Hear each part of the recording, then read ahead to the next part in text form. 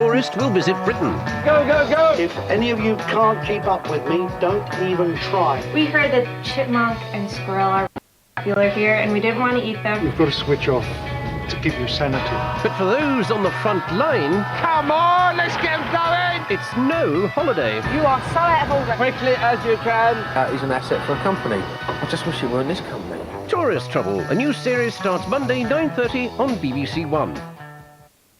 The 9 o'clock news now on BBC One with Peter Sissons in London and Michael Buerk in Edinburgh. Labour will run the new governments here in Scotland and in Wales, but will have to share power in both. Relief for Donald Dewar, but he'll probably have to do a deal with the Liberal Democrats to become Scotland's First Minister. Celebrations for Plaid Cymru, the Welsh nationalist's best result ever, with victories in Labour's strongholds. And a breathing space for William Hague as the Tories win back more than 40 councils in the English local elections. Tonight's other headlines: there may have been talk of peace, but NATO makes no concessions in the Kosovo war. Serbia says cluster bombs hit a hospital and killed civilians during raids on its third city, Niš. And the tens of thousands of Kosovan refugees who can find no rest over the border but still not safe.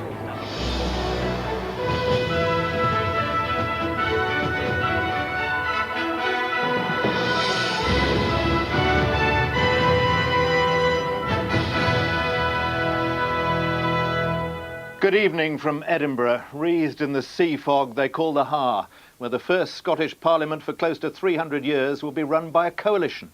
Labour won the most seats, but not an outright majority, and will try to reach a deal over the weekend with the Liberal Democrats.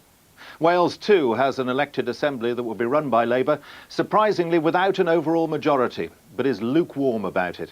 Fewer than half those eligible to vote bothered to do so, and the Nationalist Party, Plaid Cymru, scored striking victories in Labour's traditional South Wales strongholds. Tony Blair, though, said voters had rejected the separatists. The United Kingdom, he said, was stronger tonight. First Scotland. Out of the 129 seats in the new Parliament, Labour has 56. The Scottish Nationalists, with 35, will be the main opposition. The Conservatives have 18 seats, the Liberal Democrats 17. The last 3 seats are shared between an independent, a Green and a Socialist. Labour is 9 short of an overall majority. John Pienaar on Scotland's historic day.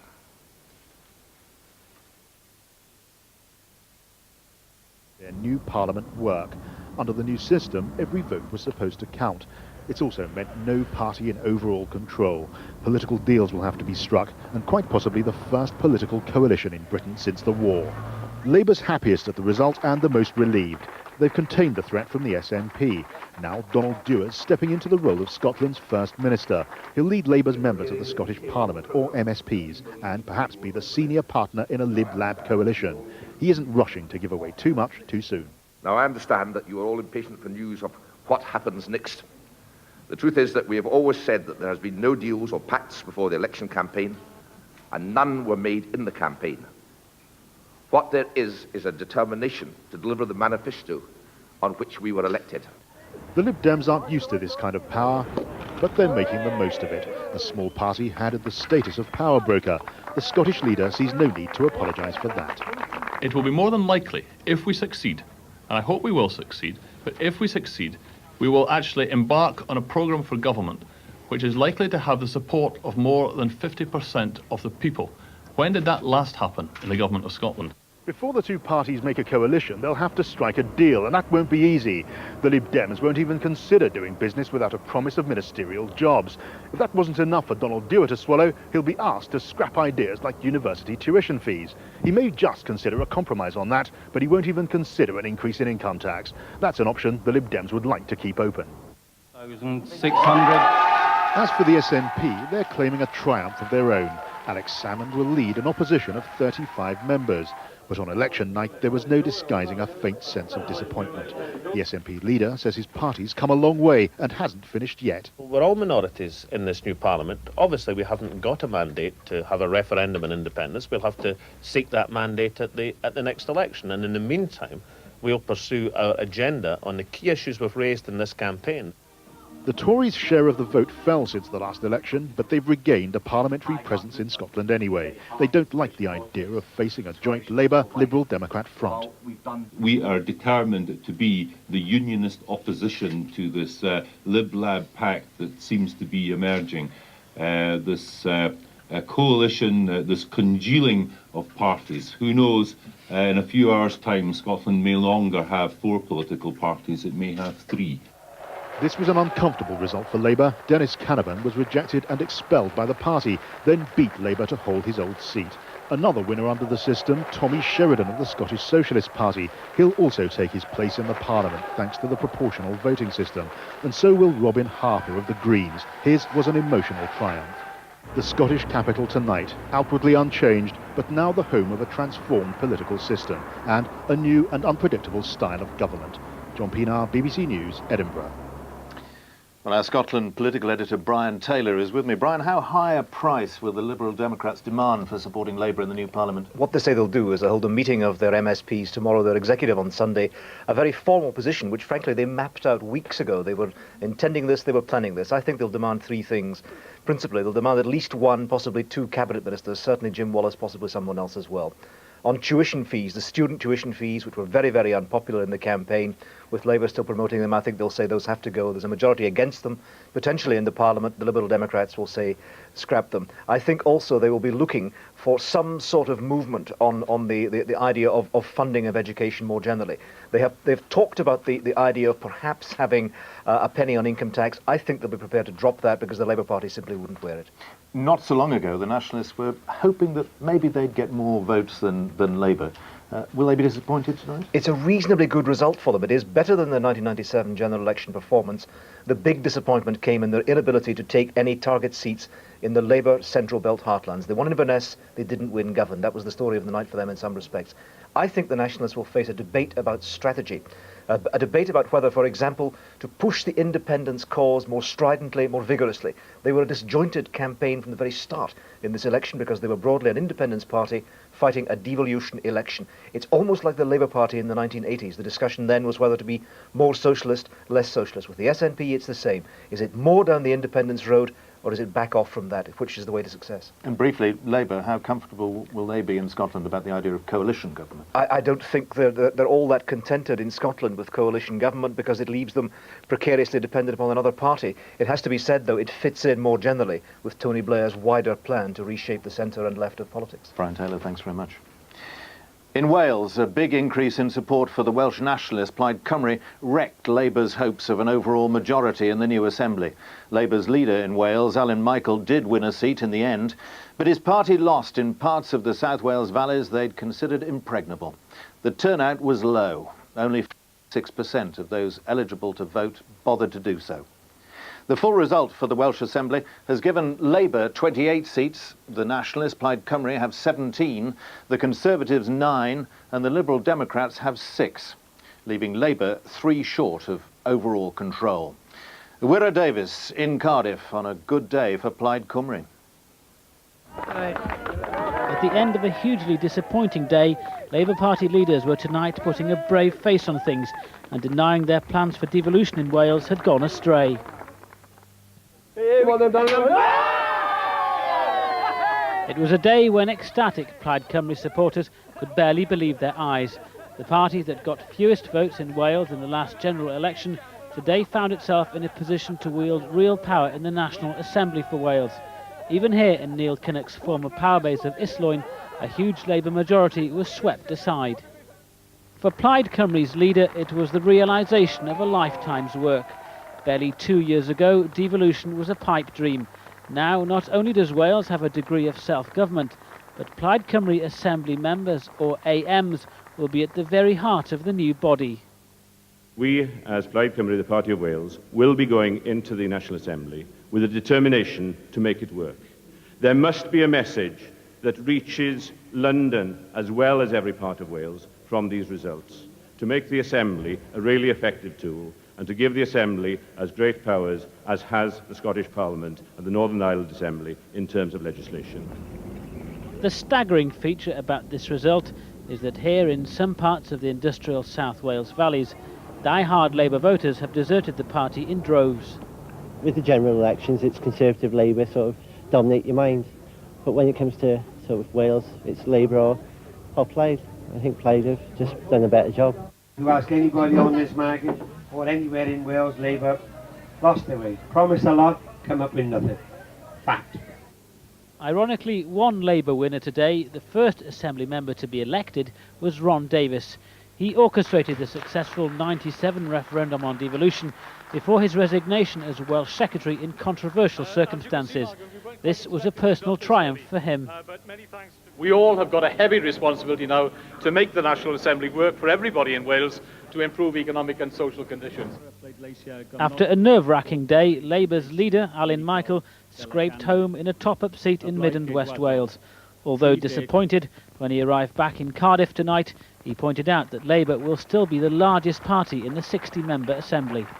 We gave the people of Wales the possibility of electing their Assembly for the first time ever, and gave other parties a chance of good representation for the first time ever. Let us accept our responsibility to provide leadership and to build that confident new Wales together. Thank you very much. But Labour's surprising failure to win a majority also means the Conservatives and the Liberal Democrats, who won a handful of seats each, may have a greater say in the Assembly than they expected. In an election in which less than 50% of the electorate bothered to vote, the key to Plaid Cymru's success was the ability to get most of their supporters to the polling booths. And we are singing, Plaid Cymru's winning. Accusations the Assembly's credibility has been dented by the other party's poor showing were brushed aside by the Welsh nationalists at the end of a truly remarkable day, the first day in a new political future for Wales. Wyre Davies, BBC News, Cardiff. With Ryan Hancock, it's Our Wales political editor Glyn Mathias is in Cardiff. Glyn, it comes to something when Labour loses places like Rhondda and Islwyn. What's been going on? Well, the unthinkable has happened. Plaid Cymru has swept out of its heartlands in north and west Wales and captured some of Labour's strongholds. They thought they'd never lose them. The Rhondda, one of the safest Labour seats in the whole of the United Kingdom. Islwyn, Llanelli, they used to pile Labour votes up here, not bother to count them. And Plaid Cymru have deprived Labour of their overall majority, which they thought they were going to get. And frankly, there's been no thinking about this. Labour had assumed they were going to get an overall majority, and they haven't considered how they're going to handle this. So both they and the Liberal Democrats, and like in Scotland, we're presuming that the Liberal Democrats will be their partners if it comes to it. They're being very coy about what they're going to do about it. Most people in Wales didn't even bother to vote. What's that going to do to the credibility of the new Welsh Assembly? Yes, 46%. That was a very disappointing turnout in these elections. The referendum 18 months ago, that was 50%, and we had expected, indeed all the political parties had been expecting, that it would be higher than that, and the government had set a target of 60%. So very disappointing. It does appear that the campaign did not excite the public, did not interest them very much, and the political parties therefore have a responsibility to make the Assembly work in such a way to engage the public and increase public support. There's a huge deficit here which the political parties will have to compensate for. Glyn Mathias in Cardiff, thanks very much. The local council elections in England, as well as Scotland and Wales, gave the Conservatives something to celebrate. The party regained much territory in England, which it lost 4 years ago. A big relief for William Hague and the party leadership. With almost all of the local council results now in, Labour has lost almost 1,100 seats. The Conservatives have gained more than 1,300. The Lib Dems have lost 99. In Wales, Plaid Cymru has gained 48 seats. In Scotland, the SNP has picked up an extra 10. But most of the drama was in England, where the Conservatives gained control of 48 councils. Labour lost 22, including Sheffield, to the Liberal Democrats, who, despite that win, lost control of 11 others. Robin Oakley on the day that gave Conservatives hope. There we are. Hello. Normally, it's governments which are on trial in mid-term elections. This time, it was the opposition leader who knew that the knives would be out for him if his party didn't start winning back the council seats lost in the lean years. Commentators had set him the test of 1,000 seats gained. Was he relieved he'd passed? It's not a matter of being relieved. These are tremendous victories, as we've seen here in North Somerset. Huge increase in the number of Conservative seats after a really good local campaign, and now these councillors here can give good local government to the people of North Somerset, so we're absolutely delighted about that. If it hadn't gone your way last night... No, there aren't any ifs, there aren't any ifs. It has gone our way, it has gone our way. It was only a start. In mid-term, any opposition should be gaining councils like Bromsgrove, where these Tories were celebrating. But hearing the words Tory gain had them bouncing with pleasure.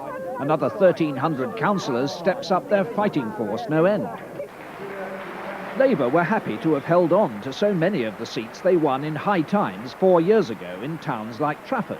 And though the Tories, who lagged nearly 20 points in opinion polls, closed the gap to just 4 in their share of the national vote, the Prime Minister argued Labour had done well.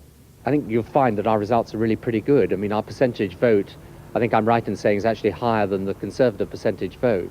I would say that if you compare it with mid-term elections of most governments, I think you'll find it's pretty good, actually.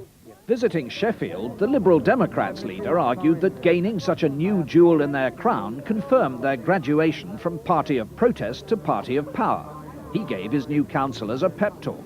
I am absolutely confident that the government of the city will benefit from the dedication of you lot if you do one thing, which I know you will because you've done it down the years that you've taken to win this city, and that is put the people of Sheffield first. Everybody takes their consolation prize on these occasions. But another record low turnout with less than 1 in 3 electors bothering to vote worries politicians in all parties. Experts say government plans for supermarket and Sunday voting won't be enough to change things. Well, you can make voting easier, you can make it more interesting, but at the end of the day, it's all about whether local government matters in people's lives. So do the decisions that local government take matter to people? And it's their appreciation of that which makes the difference. Overall, it's been the Nationalists' day. Labour's bearing devolutionary bruises. The Tories have replaced the Liberal Democrats as the second party of local government. But this was no Conservative resurrection, only the start of what remains likely to be a painfully long climb back. Robin Oakley, BBC News, Westminster.